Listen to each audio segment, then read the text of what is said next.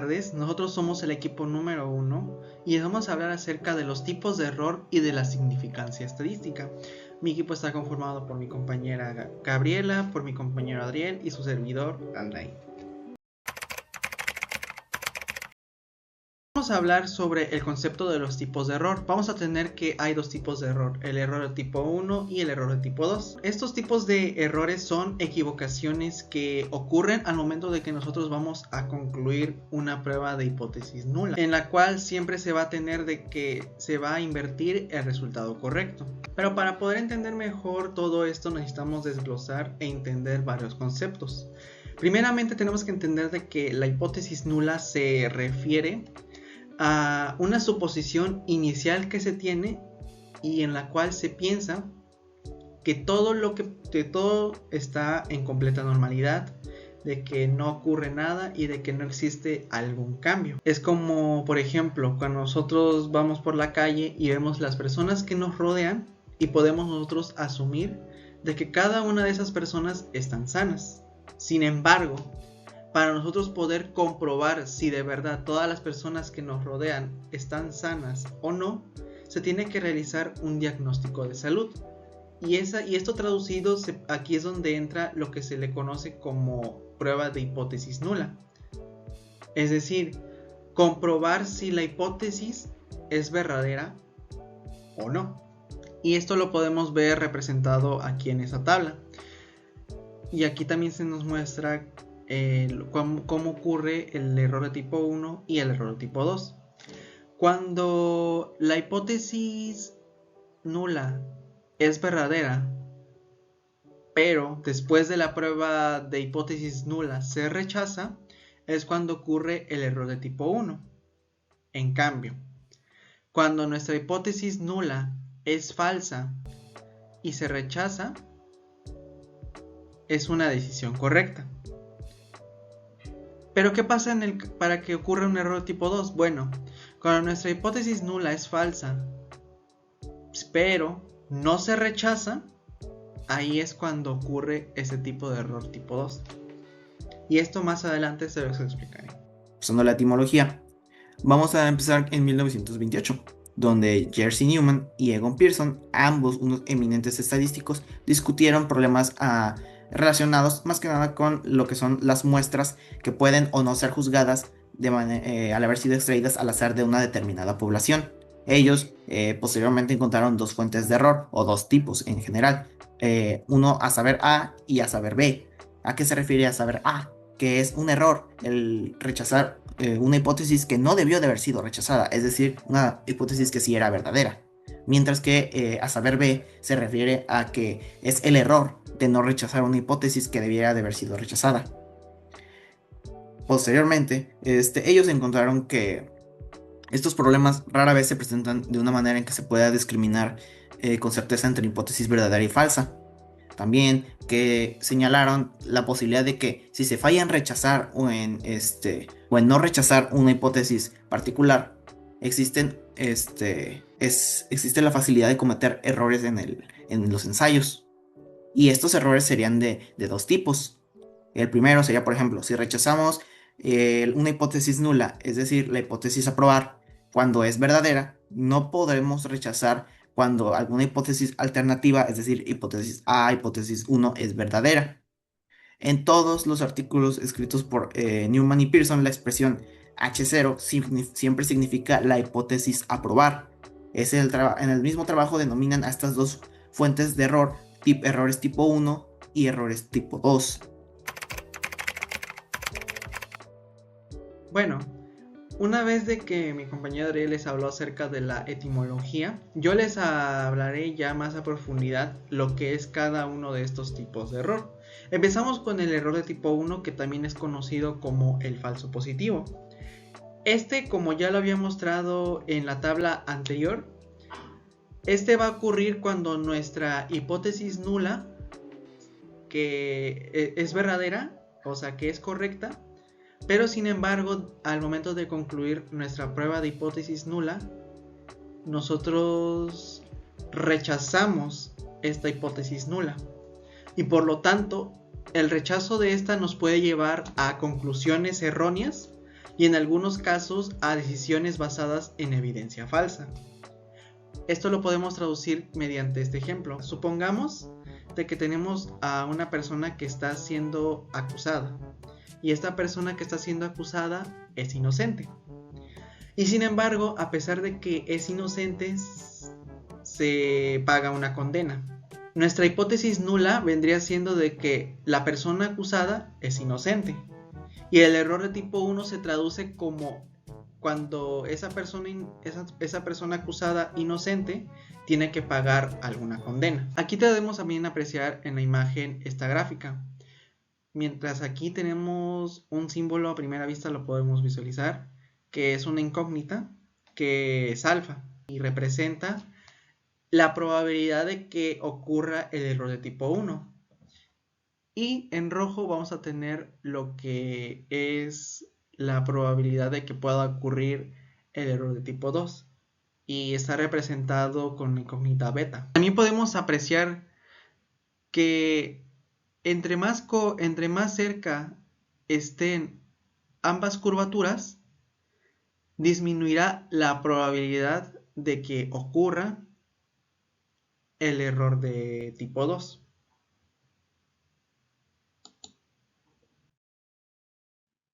Siguiendo con lo que es el error de tipo 1, que también es conocido como el falso positivo, también podemos tomar en cuenta de que, como ya lo había mencionado, en este tipo de error se denota comúnmente con lo que es la incógnita alfa.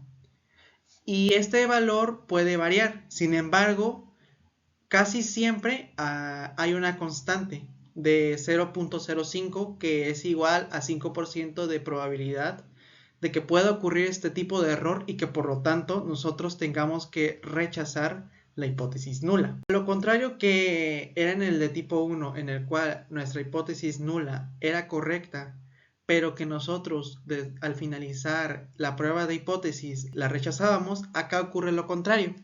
En el error de tipo 2, nosotros vamos a tener que nuestra hipótesis nula es falsa, pero sin embargo, al concluir esta prueba de hipótesis, vamos a reafirmar de que nuestra hipótesis nula es correcta.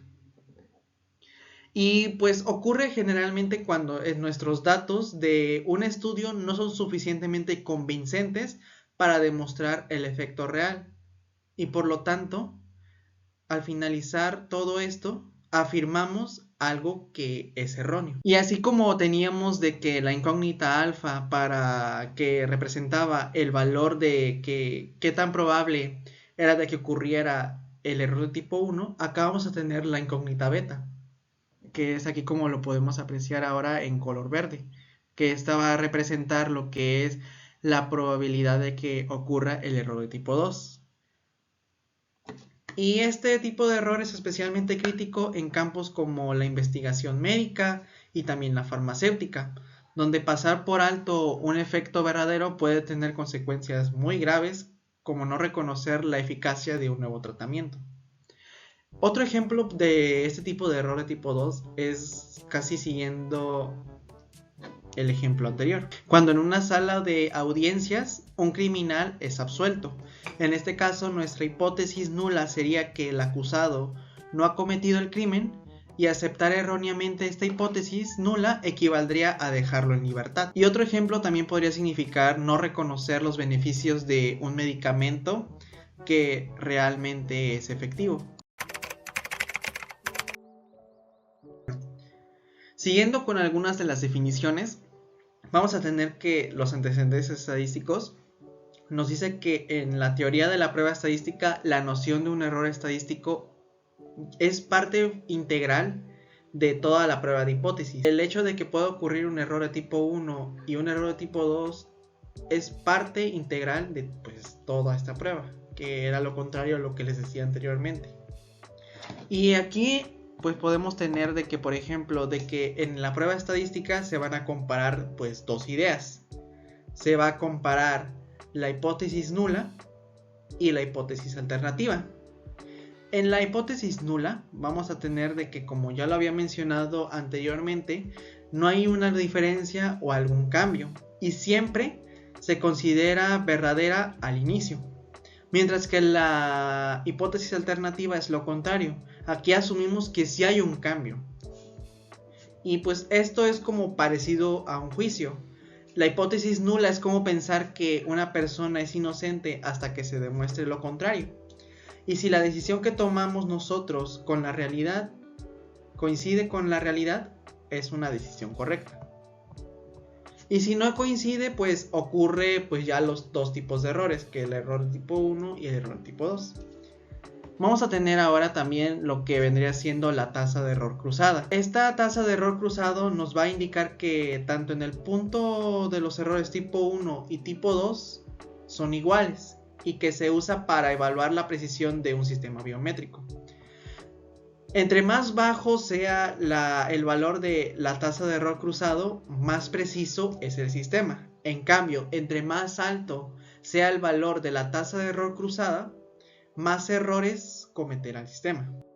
Y ya por último, para este tipo de definiciones vamos a hablar sobre la tasa de error. Una prueba pues como tal estadística pues sabemos que no existe. Y pues en la práctica siempre vamos a tener la incertidumbre de que si en algún momento de la prueba pudimos llegar a cometer algún error o si de que nuestras conclusiones sean o no sean verdaderas. Es por eso que en todas las pruebas de hipótesis siempre va a haber la posibilidad de que pueda ocurrir un error de tipo 1 o que pueda ocurrir un error de tipo 2. Y pues aquí también tenemos de que, retomando de nuevo los puntos que ya había mencionado anteriormente, vamos a tener que el valor alfa siempre va a indicar qué tan probable es cometer el error de tipo 1. Y normalmente se usa el 0.05 o 5%, que también es lo mismo, y lo que significa que se acepta un 5% de riesgo de equivocarse de esta forma. Ahora pasemos a la calidad de la prueba de hipótesis. Esto es algo bastante simple que se refiere a qué tan confiable es una prueba estadística para evaluar lo que es la veracidad de una hipótesis planteada en un estudio. Esto, lo que vamos a buscar más que nada es el reducir las tasas de errores tipo uno y tipo 2. Por ejemplo, para reducir las tasas de error tipo uno, podemos simplemente hacer más duros los valores de alfa, de manera que pues, sea más robusto. Mientras que los errores tipo 2 vamos a poder encontrar dos alternativas sencillas. Una siendo el aumentar el tamaño de la muestra y la otra, pues el relajar los valores de lo que sería alfa. Pasamos a un ejemplo. Suponiendo que un investigador desea probar si un fármaco reduce o no la presión arterial sistólica en comparación con un placebo, teniendo entonces los siguientes enunciados: una hipótesis nula, una hipótesis alternativa, un valor de significancia alfa y un valor p. La hipótesis nula va a afirmar que el fármaco no produce cambios en la presión arterial promedio, mientras que la hipótesis alternativa va a afirmar que el fármaco sí reduce la presión arterial en promedio. Tomaremos, o el investigador tomará un nivel significativo alfa de 0.05, es decir, asumirá el riesgo de un 5% de que cometerá un error tipo 1, afirmando que bueno, existe la posibilidad de que afirme que existe una reducción de la presión arterial cuando en realidad no la hay. Después de realizar entonces una prueba estadística confiable, se obtiene un valor P de 0.03. ¿Qué significa esto? Que existe un 3% de probabilidad de observar una reducción igual o mayor a la encontrada si la hipótesis nula fuese verdadera. Tomando en cuenta que el valor P, es decir, 0.03, es menor que el valor de significancia alfa, 0.05, se va a rechazar la hipótesis nula, asumiendo de manera consciente el riesgo que esto conlleva, puesto que se puede llegar a cometer errores tipo 1. ¿Por qué? Porque al reportar el valor de P, se comunica de manera transparente el riesgo estadístico que estamos tomando. Y entonces reconocemos que en un experimento real no es posible eliminar por completo los errores tipo 1 y tipo 2, pero lo que sí es posible es cuantificar el riesgo al tomar una decisión de tipo estadístico. Una hipótesis nula es básicamente una afirmación estadística que va a plantear que no existe efecto, diferencia o asociación entre las variables que se estudian. En bioestadística lo podemos tomar como que la hipótesis nula se formula para ser rechazada o no rechazada con bases en evidencia a los datos tomados en los estudios o en los datos que tenemos a la mano. En los estudios generalmente vamos a ver que la hipótesis nula se asume verdadera al inicio del análisis y solo se rechaza cuando los resultados estadísticos muestran una probabilidad suficientemente baja, es decir, un valor P menor que el nivel de significancia alfa, indicando que los datos serían poco probables si la hipótesis nula fuese cierta. En resumen, podemos decir que la hipótesis nula es el punto de partida del análisis estadístico y permite evaluar objetivamente si los resultados obtenidos pueden distribuirse al azar o pueden atribuirse más bien a un efecto de azar o a un efecto real. Por último, veremos algunas aplicaciones de todo lo que hemos estado viendo. Por ejemplo, en medicamentos. En la práctica de la medicina, las diferencias entre las aplicaciones de detección y pruebas son considerables. ¿A qué nos estamos refiriendo esto? Que también en exámenes médicos las pruebas implican procedimientos más costosos, a menudo invasivos, que se administran solo a quienes manifiestan indicación clínica de enfermedad y con mayor frecuencia se aplican para un diagnóstico sospechoso. Por ejemplo, la mayoría de los Estados Unidos exigen que los recién nacidos se sometan a ciertas pruebas para detección de fenómenos de fenilcetonuria e hipotiroidismo. Entonces, todo se basa esto en una hipótesis. La hipótesis sería que los recién nacidos tienen fenilcetonuria o tienen hipotiroidismo. La hipótesis nula sería los recién nacidos no tienen fenilcetonuria e hipotiroidismo, teniendo así errores tipo 1 o errores tipo 2, falsos positivos o falsos negativos. El falso positivo sería que lo cierto es que los recién nacidos no tienen fenilcetonuria e hipotiroidismo, pero consideramos que tienen los trastornos según los datos.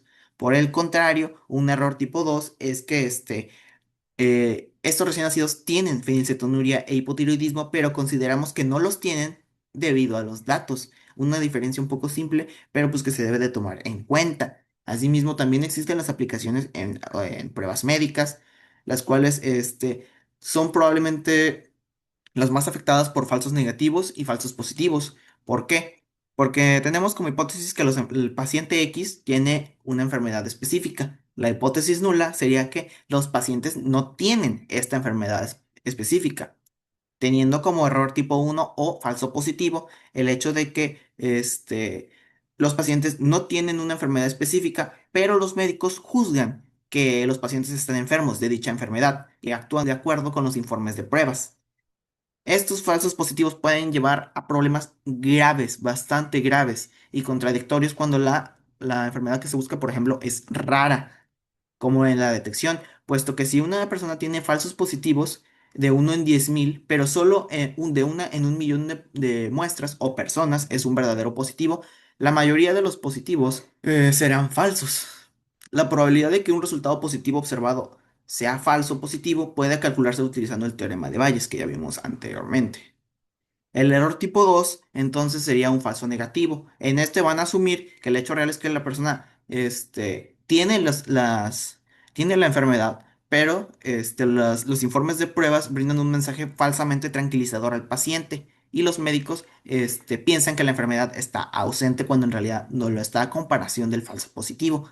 Estos falsos negativos producen otro tipo de problemas. Ahora, en vez de dar un falso positivo y ejercer miedo en el paciente, le va a dar una sensación de tranquilidad cuando en realidad él sí se ve afectado por una enfermedad, especialmente cuando la condición que se busca es más común. Si se usa una prueba con una tasa de falsos negativos de solo el 10% para probar una población con una tasa de ocurrencia real del 70%, muchos de los detectados de tipo negativo serán falsos. A veces esto conducirá a un tratamiento inadecuado de la enfermedad. Por ejemplo, es común que se confíe en las pruebas de esfuerzo cardíaco para detectar arteriosclerosis coronaria, aunque se sabe que las pruebas de esfuerzo cardíaco solo detectan las limitaciones del flujo sanguíneo, pero esto debido a estenosis avanzada y no debido a aterosclerosis coronaria.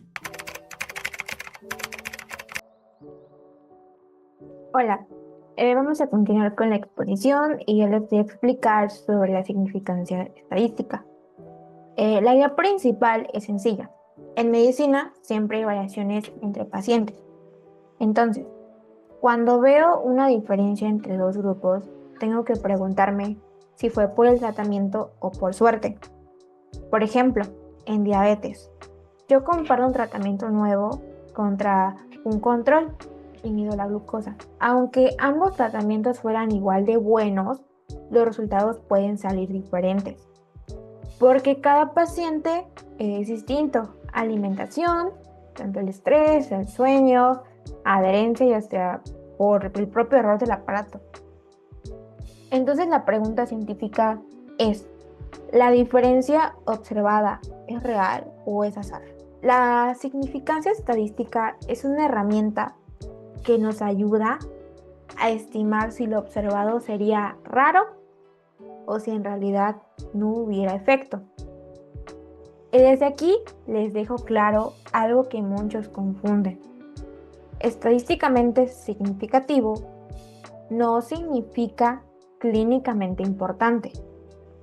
Puede haber una diferencia real pero pequeña y una diferencia grande que no salió significativa por falta de muestra. Aquí en la gráfica vemos un ejemplo de glucosa. Un grupo baja más que el otro. La estadística nos ayuda a interpretar si esa diferencia es creíble o pudo ser casualidad. Para entender por qué esto existe, vale la pena ver la historia en pasos. Primero, desde hace siglos la gente observaba patrones y se preguntaba si eran casualidad. En 1710, John Arbuthnot analizó datos de nacimiento y usó un razonamiento probabilístico para decir, esto no parece azar. Es un ejemplo temprano del corazón de la prueba de hipótesis. Comparar lo observado contra lo que esperarías si no hubiera efecto. Luego, en 1978, Pierre Simon Laplace usó el mismo tipo de problema, nacimientos, como ejemplo de cómo usar probabilidad para cuantificar qué tan raro es un resultado bajo una suposición simple. Ya en el siglo XX, el tema se vuelve una herramienta práctica de investigación. En 1925, Ronald Fisher popularizó el p-valor y menciona el 0.05 como una guía práctica para decir cuando un resultado merece atención. Después, en 1933, Jerzy Neyman y Egon Pearson formalizan el enfoque de decisión. Cómo definir reglas como alfa para controlar errores y decir rechazo, no rechazo, de la hipótesis de no efecto. Y ya en 1937, Neyman desarrolló la idea de intervalos de confianza, que hoy es clave porque no solo queremos un sí, un no, también queremos un rango plausible del efecto. Más adelante, en 1956, el propio Fisher critica que se use un umbral fijo como regla automática para todo. La idea es que el juicio depende del contexto. Y ya en tiempos más recientes se refuerza esto. En 2016, la ASA publica las recomendaciones para evitar malas interpretaciones del p-valor, como pensar que p dice la verdad o decidir solo por pasar 0.05. En 2019 se hace muy visible el debate de dejar usar estadísticamente significativo como etiqueta única y enfocarse más en el tamaño del efecto, incertidumbre y contexto clínico. Ahora, conceptos relacionados que hoy consideramos indispensables, que ya pues, estuvimos viendo, como es el tamaño del efecto, cuando baja la glucosa realmente. Ese es un ejemplo que yo estoy utilizando. El intervalo de confianza. ¿Qué tan preciso es el estimado? Potencia. Si el estudio tenía suficiente muestra para detectar un efecto. Y significancia clínica. Si el cambio le importa al paciente. Ahora, viene lo más famoso, el p-valor. El p-valor responde, si no hubiera efecto real, ¿qué tan raro sería ver una diferencia como la que vi. El p-valor no dice funciona o no funciona, dice si no funcionara, qué tan raro sería obtener esos datos. Si p es pequeño, el resultado sería raro, por azar, y sospecho que sí hay efectos. Si p es grande, puede ser algo normal, por azar. Pero ¿qué tan pequeño es pequeño? Para eso usamos alfa, que es un límite elegido antes del estudio. El más común es 0.05. Eso significa, acepto que, aunque no haya efecto real, puedo equivocarme y ver un falso positivo en alrededor del 5% de los estudios. Regla clásica. Si p es menor o igual a 0.05, lo llamamos significativo. Pero si p es mayor a 0.05, decimos no significativo. Aquí en la imagen, la idea es que si no hay un efecto, la mayoría de resultados cae en el centro. Los extremos son raros. Si mi resultado cae en lo raro, p baja. ¿Cómo se usa esto en un estudio real? Es un flujo simple. Planteas la idea de no hay efecto, eliges alfa, por ejemplo 0.05, haces el análisis y obtienes p. Comparas p con alfa y luego interpretas, no solo con p, también con magnitud del efecto y criterio clínico. Este diagrama lo muestra. Si p es menor o igual a alfa, rechazo, no hay efecto. Si p es mayor que alfa, no lo rechazo. También hay pruebas de una cola y dos colas. En medicina normalmente se usa dos colas porque es más neutral, detecta diferencias hacia arriba o hacia abajo. Las limitaciones y desafíos, aquí es donde se nota el dominio del tema. Primero, significativo no es lo mismo que clínicamente importante, como lo dije anteriormente. Con muchos pacientes, diferencias pequeñitas pueden salir con un p muy pequeño. Segundo, no significativo no significa no sirve. Puede ser que el estudio tenga pocos pacientes o mucha variación. Ahí entra la potencia. Tercero, p no te dice probabilidad de que sea verdad. Solo cuantifica a rareza bajo, no efecto. Cuarto,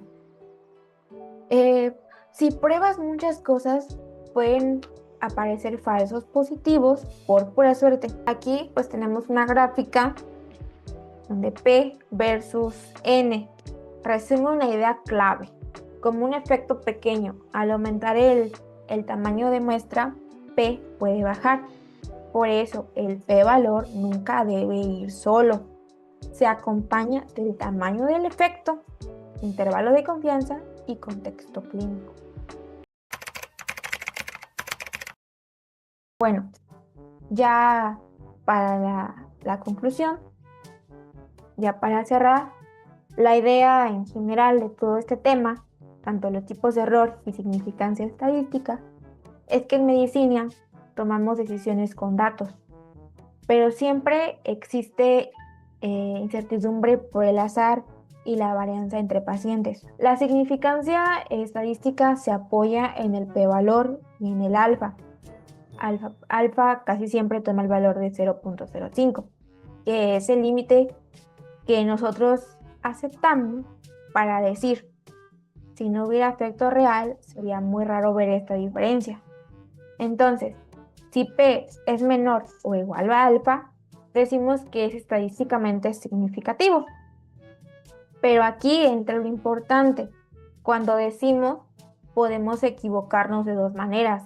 El error de tipo 1, que es alfa, es un falso positivo, decir que hay efecto cuando no lo hay. Y el error tipo 2, beta, es un falso negativo, decir que no hay efecto cuando sí lo hay. Por eso también existe la potencia que es 1 menos beta y nos dice si el estudio tenía capacidad para detectar una diferencia real.